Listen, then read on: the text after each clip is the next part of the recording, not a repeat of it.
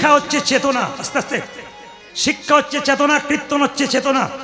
আপনাদের চেতনা দিয়ে যাই, শুনবেন ভালো করে। কয়েকদিন আগে আমি হুগলি জেলায় গান করছিলাম। 3টে মেয়ে 3টে গোপালকে করে করে কলকাতা থেকে 4 চাকা গাড়িতে করে কীর্তন শুনতে গেছে। আমি বাসায় বসে আছি, গোপালগুলোকে কোলে নিয়ে নমস্কার করলো। কীর্তনের আসরে বসেছেন, সামনেই 3টে মেয়ে, প্রচুর ভিড়, 3টে মেয়ে সামনে। গোপাল 3টেকে নামিয়ে দিয়েছে স্টেজে। কীর্তন শেষ হয়ে গেল, সবাই উঠে গেল, ওই 3টে মেয়ে ধুলোতে গড়াগড়ি দিচ্ছে। একজনকে জিজ্ঞেস করলাম, বোন তুমি ধুলোতে গড়াগড়ি দিলে, এত সুন্দর শাড়ি পরেছো, শাড়িটা নষ্ট হবে না? আপনি তো দাদা শিক্ষা দিয়েছেন, স্বামীর যদি 4টা কাপড়ের দোকান থাকে, একটাও কিন্তু শ্মশান ঘাটে চিতাতে দেবে না। শাড়ি দেখে কি লাভ আছে? ভক্তের চরণ ধুলিতে গড়াগড়ি দেওয়াটাই তো লাভ। জিজ্ঞেস করলাম, কি করো তুমি? চমকে যাবেন, বলছে কলকাতার কোন একটা কলেজে প্রফেসরি করি। আমি বললাম, তুমি কি খাও? বলছে আমি তো প্রসাদ ভোজি, আমার স্বামী প্রফেসর, আমি প্রফেসর। আমি ভোরবেলায় ঘুম থেকে উঠে মঙ্গল আরতি করে গোবিন্দের জন্য প্রসাদ তৈরি করে প্রসাদ দিয়ে, সেই প্রসাদ আমি আমার স্বামী খেয়ে তারপর আমরা কলেজে যাই। আমি বললাম, তুমি যদি আমার চাইতে ছোট না হতে তো তোমার পায়ে একটা প্রণাম করতাম। তুমি জগতের প্রত্যেকটি নারীদেরকে শিখিয়ে দিয়ে গেলে তোমার কোয়ালিটি আছে, তোমার শিক্ষা আছে, তোমার অহংকার নাই, তোমার প্রেম আছে গোবিন্দের প্রতি। তুমি ধুলোতে গড়াগড়ি দিচ্ছ। সামান্য MBBS পাস করলে, MA পাস করলে হাত তোলে না, আর তুমি গড়াগড়ি দিচ্ছ। তুমি তো দারুণ শিক্ষা দিলে। একজন মেয়েকে জিজ্ঞেস করলাম, তুমি কি করো? আমার স্বামী দাঁতের ডাক্তার, আমিও একটু শিখেছি আর কি, মানে ও ডাক্তার। একটা মেয়ের খুব কম বয়স, প্রায় 20 বছর, জিজ্ঞেস করলাম, তুমি কি করো? আমি বিউটি পার্লারে কাজ করি। আমরা, আরে আমিও তো করি। উনি বলছেন, আপনি করেন? বলে হ্যাঁ, আমি প্রতিদিন করি। আপনি তো প্রতিদিন কীর্তন করেন, কখন বিউটি পার্লারে কাজ করেন? ওগো, তুমি বিউটি পার্লারে কাজ করে সবার বাইরেটা সুন্দর করার চেষ্টা করো, আর আমি হরিনামের আসরে বিউটি পার্লারে কাজ করে ভক্তের ভেতরটাকে ভালো করার চেষ্টা করে থাকি। এটা এমন একটা বিউটি পার্লারের জায়গা, এখানে এলে বাইরেটা পরিবর্তন হোক আর না হোক, মানুষের ভেতর পরিবর্তন হয়। মায়েরা, যেই না মুকুন্দ সরকার নবাবকে আসল সুরটা দিয়েছে, অমনি রোগ ভালো হয়ে গেছে। নবাব বলে উঠল, মুকুন্দ। মুকুন্দ বলল, কে তুমি? আমি সারা বাংলার নবাব হুসেন শাহ। তুমি হুসেন শাহ? হ্যাঁ, তোমাকে পরীক্ষা করতেছিলাম, তুমি কত বড় কবিরাজ। সত্যি তুমি বড় কবিরাজ, তোমাকে এখানে রাখবো না, চলো তুমি মালদায় চলো, গৌড়ে চলো, আমি তোমাকে নিয়ে যাব। রাত্রিবেলায় মুকুন্দ সরকার মহাপ্রভু মন্দিরে কেঁদে কেঁদে বলল, প্রভু বলে দা, প্রভু তুমি বলে বলে হে গোপীনাথ গোবিন্দ তুমি বলে দা, গোপীনাথ গোবিন্দ তুমি বলে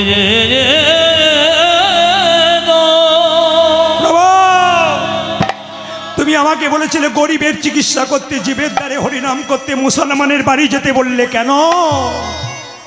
ভগবান আকাশবাণী করে বললেন, ঈশ্বর যা করে তা, জোরে বলুন, আপনারা বলবেন, ঈশ্বর যা করে তা না, আমি কিন্তু সবার মুখে শুনতে চাই, ঈশ্বর যা করে তা, যে ঘুমাচ্ছে সে বলুন, ঈশ্বর যা করে তা না, ও জোরে হচ্ছে না, ঈশ্বর যা করে তা মঙ্গলের জন্য তো, বেশ ঠিক আছে। এবার বলবেন আপনারা, আপনার ছেলে মাধ্যমিক পরীক্ষা দিয়েছে, নি ফেল মেরেছে, আমি সামনে গিয়ে বললাম ঈশ্বর যা করে তা, আপনি কি বলবেন? বাজে বকবেন না, এখান থেকে যান।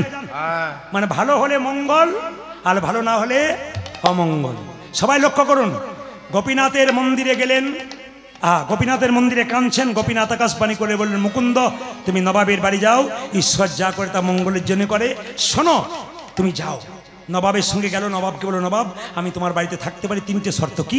একটা গোপীনাথের মন্দির তৈরি করো, জীবের দ্বারে হরিনাম দিতে পারি, আর গরিবের চিকিৎসা করতে পারি। সবাই তাকাবেন, গোপীনাথের মন্দিরে মুকুন্দ সরকার কীর্তন গান গাইছে, আর নবাব পেছনে দাঁড়িয়ে আছে। তাকে একটি মেয়ে তাল পাতার পাখাতে হাওয়া করছে, মনে রাখবেন কোন পাতার পাখা? তাল পাতার। তার মধ্যে একটা পাখির পালক ছিল, তার ময়ূরের পালক। কীর্তন গাইছে মুকুন্দ, কোথায়? গোপীনাথের মন্দিরে। নবাব দাঁড়িয়ে দাঁড়িয়ে দেখছে, তাকে তাল পাতার পাকাতে হাওয়া করছে, ওপরে ময়ূর পাখা, ময়ূরের পালক। কি গাইছে মায়েরা? উলুদ হয়ে দেবেন। আমার কানু সে বিনোদ রায়, আমার কানু সে বিনোদ রায়। উলুদ ধরি। কানু সে বিনোদ রায় গো, কানু সে বিনোদ মায়েরা রায়। ভগবানের রূপের কথা গাইছে কে? কে গাইছে? মুকুন্দ। আমার কানু সে বিনোদ রায় গো, আমার কানু সে বিনোদ রায়। উলুদ ধরি। আমার কানুতে বিনোদ রায় গো, আমার কানুতে বিনোদ রায়। বিনোদ চুরাই, বিনোদ বরিহা, বিনোদ চূড়া, বিনোদ বরিহা, বিনোদ চুরাই।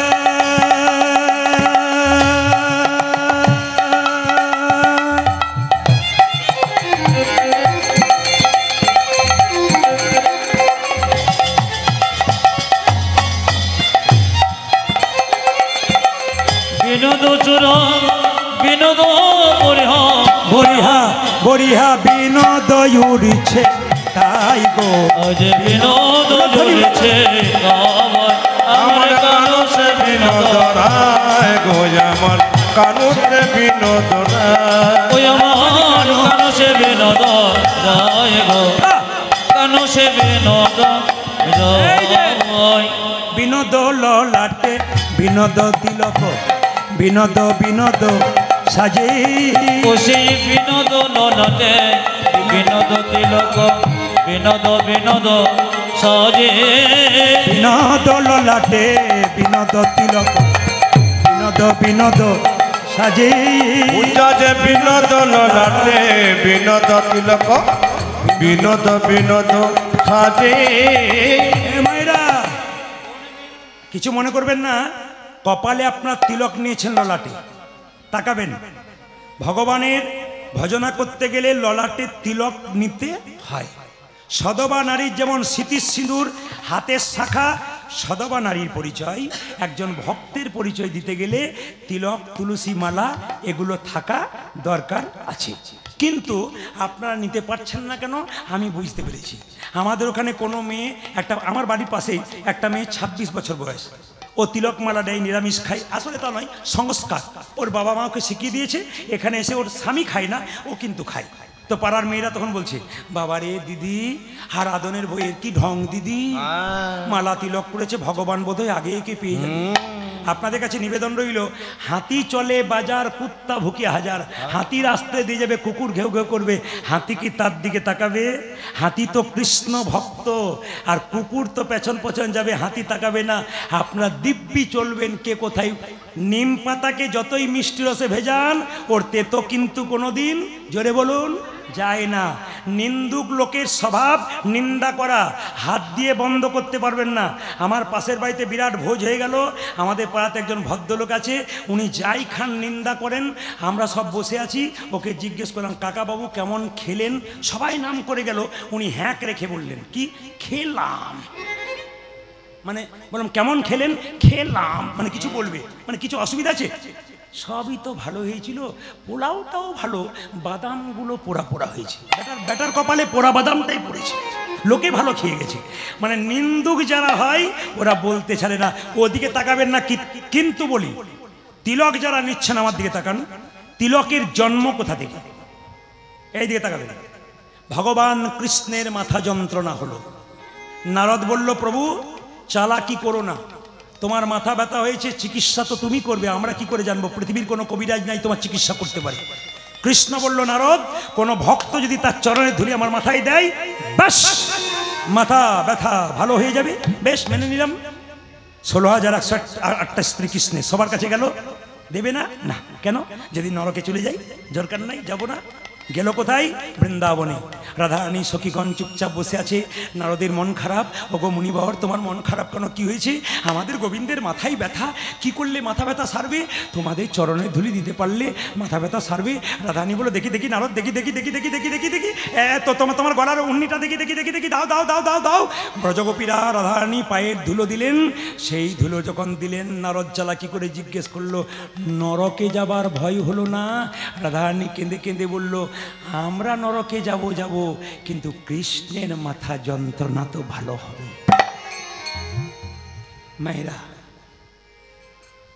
নিজের সুখের জন্য যে প্রেম, ওটা কাম। ভগবানের জন্য যে ভালোবাসা, ওটার নাম প্রেম।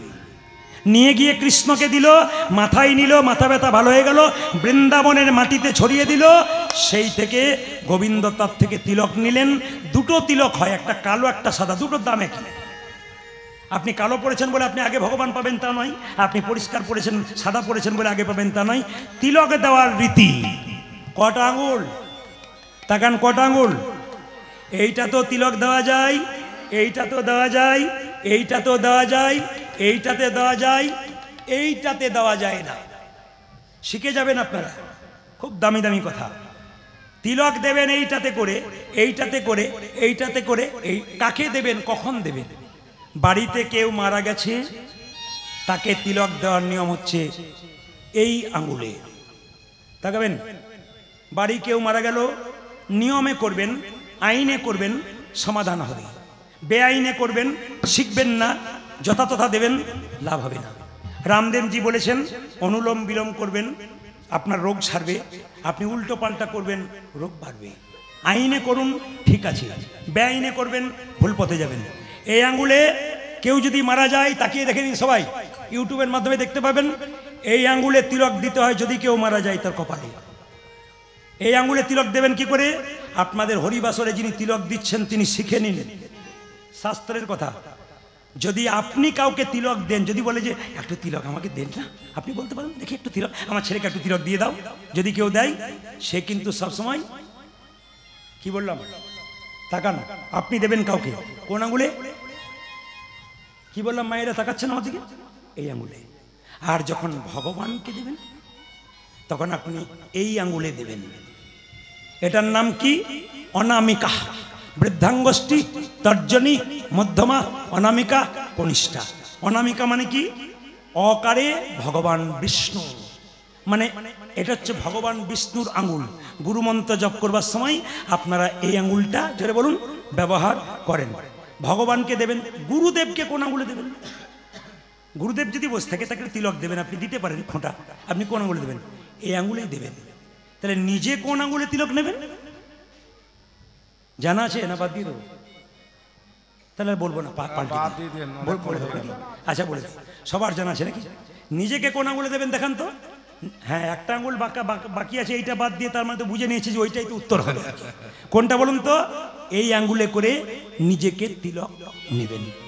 এই যে তিলক নিয়েছি, এই দুটো দাগ, একটা হলো ব্রহ্মা, একটা হলো কি মহেশ্বর, মাঝখানে ফাঁকা জায়গাটা ভগবান বিষ্ণু। এই যে নাকের মধ্যে নিয়েছি, এটার নাম কি? এটা তুলসী পত্র। কেন? তাকাবেন আমার দিকে। যদি এটাকে ভগবান শ্রীকৃষ্ণের চরণ ধরা হয় এই জায়গাটাকে, তবে এই জায়গাটার নাম হলো কি? কি?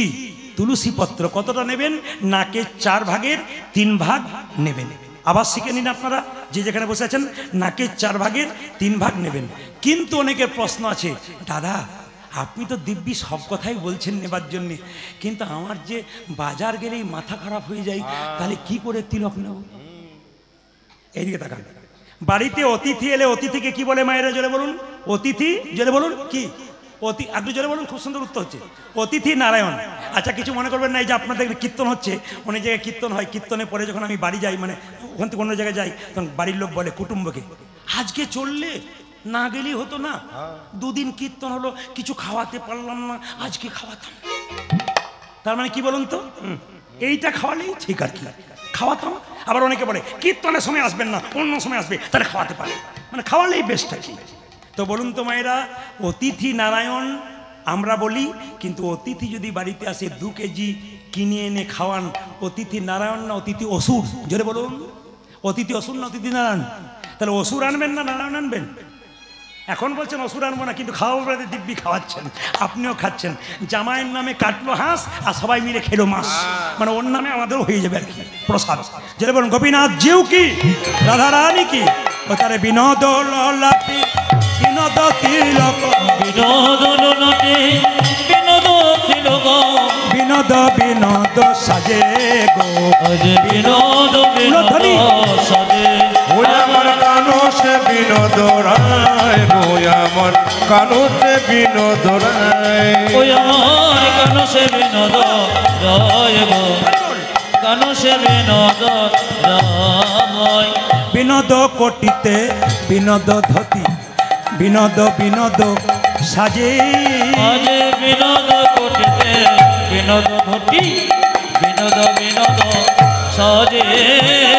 ভুল বুঝবেন না, ভুল বুঝবেন না, এটা হচ্ছে ধুতি, ধুতি এটা ধুতি, আর যেটা বেঁধেছি ওটা ঢটি, ভয়কারটা এসে। ও তারে বিনোদ কোটিতে বিনোদ ঢটি, বিনোদ বিনোদ সাজে গো, পূজায় বিনোদ কোটিতে বিনোদ ধটি, বিনোদ বিনোদ সাজে, বিনোদ চরণে বিনোদ নুপুর, আজ বিনোদ চরণে বিনোদ নুপুর, বিনোদ চরণে বিনোদ নুপুর, পূজায় বিনোদ চরণে বিনোদ নপুর, বিনোদ বিনোদ বাজে গো, আজ উলধ্বনি উলধ্বনি, বিনোদ বাজে। আমার কানো সে বিনোদ রায় গো, কানো সে বিনোদ ওই রায়। আমার কানো সে বিনোদ রায় গো, আমার কানো সে বিনোদ রায়। এই গানটা যখন মুকুন্দ গাইছে, নবাবকে হাওয়া করছিল একটা মেয়ে, কোন পাতার পাখা দিয়ে, জোরে বলুন, একটু জোরে বলুন, তাল পাতা। তার মধ্যে কোন পাখির পালক ছিল, কাকের না কোকিলের? পায়রা, পায়রা, ময়ূর, পায়রা, ও ময়ূরের। আচ্ছা, ওই ময়ূরের পালকটার দিকে যেই না তাকিয়েছে মুকুন্দ সরকার, হে কৃষ্ণ কৃষ্ণ করুণা করুণা করুণা কর,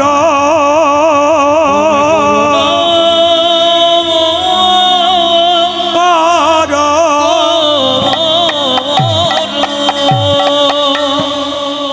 মুকুন্দ সরকার অজ্ঞান হয়ে গেল। নবাব বলল, কে আছিস ভাই, একটু জল নিয়ে আয় তো, ওর মুখে দে তো। যেই না মুকুন্দ সরকারের মায়েরা মুকুন্দ সরকারের চোখে জল দিল, নবাব জিজ্ঞেস করলো, মুকুন্দ তুমি কীর্তন করছিলে, তোমাকে পিছু ডাকলাম, তুমি আমার দিকে তাকালে, তুমি অজ্ঞান হয়ে গেলে কেন? মুকুন্দ মনে মনে ভাবলো, জীবনে মিথ্যা কথা বলি নাই, আজ একটা বলবো। নবাব, আমি সারা বাংলা চিকিৎসা করি, সবার রোগ সারাই, আমার একটা রোগ আছে, মৃগী রোগ। চুপ করো, চুপ করো তুমি। তোমার যদি মৃগী রোগ থাকবে, তুমি যখন অজ্ঞান হয়ে গেছিলে, তুমি কৃষ্ণ কৃষ্ণ বলে কাঁদছিলে কেন? তোমার যদি মৃগী রোগ থাকবে, তুমি যখন কৃষ্ণ কৃষ্ণ বলে কাঁদছিলে, তোমার চোখে জল পড়লো কেন? মুকুন্দ সরকার বলে উঠলো, শোনো, আসলে আমার অপরাধ হয়ে গেছে। নবাব বলল, অপরাধ তোমার হয়নি, অপরাধ আমার হয়েছে। তোমার মতো কৃষ্ণ ভক্তকে আমি কেনা গোলাম মনে করে বড় ভুল করেছি। তবে তোমাকে আর আমি এখানে রাখবো না, তুমি শিখণ্ডে চলে যাও, গোটা শিখণ্ডটা তোমার নামে লিখে দিলাম। ঈশ্বর যা করে তা, জোরে বলুন, মঙ্গলের জন্য করে। মুকুন্দ সরকার বাড়ি ফিরছে আর কীর্তন গান গাইতে গাইতে আসছে। হাত তুলুন একসঙ্গে সবাই মিলে, কীর্তন গান গাইতে গাইতে আসছে মুকুন্দ। কি গাইছে? কৃষ্ণ কেশব কেশব। সবাই হাত তুলবেন, মহাপ্রভুকে দেখিয়ে দিন। সবাই যে যেখানে দাঁড়িয়ে আছেন, স্বভাবগতভাবে সবাই মিলে মহাপ্রভুকে দেখান যে আমরা তোমার হয়ে আছি। কৃষ্ণ কেশব কেশব, কৃষ্ণ মাধব মাধব, সুধা মাখা এই নাম, হরি মধু মাখা এই নাম। হরি বল, হরি বল। আজ কৃষ্ণ কেশব, কৃষ্ণ মাধব, সুধা মাখা যে নাম, হরি নাম মধু মাখা এই নাম, নাম, নাম। এক মাঝরাত্রিতে খুব কষ্ট হয়, এক দুপুরবেলায় খুব কষ্ট হয়। কারণ দুপুরে ভাত ঘুমটা চলে যায়, তারপর রাত জাগা আছে কালকে। কৃষ্ণকে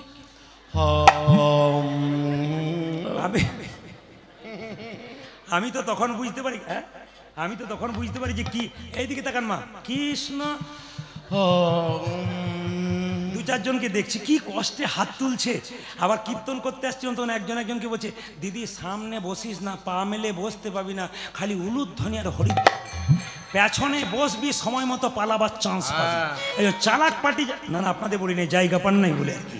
সবাই হাত তুলুন। কৃষ্ণ কেশব কৃষ্ণ মাধব সুধা মাখা এই নাম, হরি নাম মধু মাখা এই নাম।